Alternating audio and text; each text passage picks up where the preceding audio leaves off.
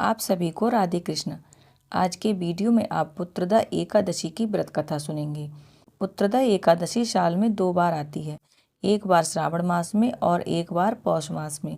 पौष मास में जो एकादशी व्रत रखा जाएगा वो इस वर्ष 2024 में 21 जनवरी 2024 को किया जाएगा। भगवान नारायण का ध्यान करते हुए वीडियो शुरू करते हैं। धर्मराज युधिष्ठिर कहने लगे कि हे भगवान, आपने सफला एकादशी का महात्म्य बताकर बड़ी कृपा की। अब आप कृपा करके मुझे पौष मास के शुक्ल पक्ष की एकादशी के विषय में भी बतलाइए। इस एकादशी का नाम क्या है तथा इसके करने से क्या फल होता है। भगवान श्री कृष्ण बोले कि पौष मास के शुक्ल पक्ष में आने वाली इस एकादशी को पौष पुत्रदा एकादशी कहा जाता है। इसमें श्री नारायण भगवान की पूजा की जाती है। विधि पूर्वक व्रत को करना चाहिए। इस चर और अचर संसार में पुत्रदा एकादशी व्रत के समान दूसरा कोई व्रत नहीं है। इसके पुण्य से मनुष्य तपस्वी, विद्वान और लक्ष्मीवान होता है। इसमें एक कथा कहता हूँ, सो तुम ध्यान पूर्वक सुनो। भद्रावती नामक नगरी में सुकेतुमान नाम का एक राजा राज्य करता था। उसके कोई पुत्र नहीं था। उसकी स्त्री का नाम शैव्या था। वह निपुत्री होने के कारण सदैव चिंता में रहा करती थी।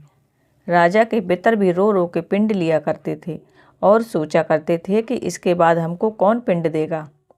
राजा को भाई, बांधव, धन, हाथी, घोड़े, राज्य और मंत्री, इन सब में किसी से भी संतोष नहीं होता था। वह सदैव यही विचार करता था कि मेरे मरने के बाद मुझको कौन पिंडदान करेगा। बिना पुत्र के पितरों और देवताओं का ऋण मैं कैसे चुका सकूंगा। जिस घर में पुत्र ना हो उस घर में सदैव अंधेरा ही रहता है। इसलिए पुत्र की उत्पत्ति के लिए प्रयत्न करना चाहिए।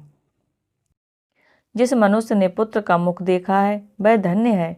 उसको इस लोक में यश और परलोक में शांति मिलती है, अर्थात उसके दोनों लोक सुधर जाते हैं।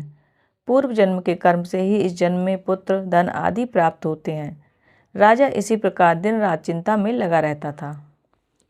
एक समय तो राजा ने अपने शरीर को त्याग देने का निश्चय किया, परंतु आत्मघात को महान पाप समझकर उसने ऐसा नहीं किया। एक दिन राजा ऐसा ही विचार करता हुआ अपने घोड़े पर चढ़कर वन को चल दिया तथा पक्षियों और वृक्षों को देखने लगा। उसने देखा कि वन में मृग, व्याघ्र, सुअर, सिंह, बंदर, सर्प आदि सभी भ्रमण कर रहे हैं। हाथी अपने बच्चों और हथनियों के बीच घूम रहा है। इस वन में कहीं तो गीदड़ अपने कर्कश स्वर में बोल रहे हैं, कहीं उल्लू ध्वनि कर रहे हैं। वन के दृश्यों को देखकर राजा सोच विचार में लग गया। इसी प्रकार आधा दिन व्यतीत हो गया। वह सोचने लगा कि मैंने कई यज्ञ, ब्राह्मणों को स्वादिष्ट भोजन से तृप्त किया, फिर भी मुझको दुख प्राप्त हुआ। ऐसा क्यों हुआ। राजा प्यास के मारे अत्यंत दुखी हो गया और पानी की तलाश में इधर उधर घूमने लगा। थोड़ी दूरी पर राजा ने एक सरोवर को देखा। उस सरोवर में कमल खिले थे तथा सारस, हंस, मगरमच्छ आदि विहार कर रहे थे। उस सरोवर के चारों तरफ मुनियों के आश्रम बने हुए थे। उसी समय राजा के दाहिने अंग फड़कने लगे। राजा शकुन अपशकुन समझकर घोड़े से उतरकर मुनियों को दंडवत प्रणाम करके बैठ गया। राजा को देखकर मुनियों ने कहा कि हे राजन, हम तुमसे अत्यंत प्रसन्न हैं। तुम्हारी क्या इच्छा है सो कहो। राजा ने कहा कि महाराज, आप कौन हैं और किस लिए यहाँ आए हैं, कृपया करके बतलाइए। मुनि कहने लगे कि हे राजन, आज संतान देने वाली पुत्रदा एकादशी है। हम लोग विश्वदेव हैं और इस सरोवर में स्नान करने के लिए आए हैं। यह सुनकर राजा कहने लगा कि महाराज, मेरे भी कोई संतान नहीं है। यदि आप मुझ पर प्रसन्न हैं तो एक पुत्र का वरदान दीजिए। मुनि बोले, हे राजन, आज पुत्रदा एकादशी है, आप अवश्य इसका व्रत करें। भगवान की कृपा से अवश्य आपके घर में पुत्र प्राप्त होगा।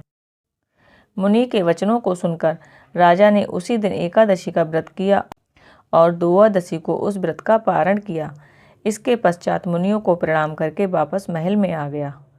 कुछ समय बीतने के बाद रानी ने गर्भ धारण किया और 9 महीने के पश्चात उसके एक पुत्र हुआ।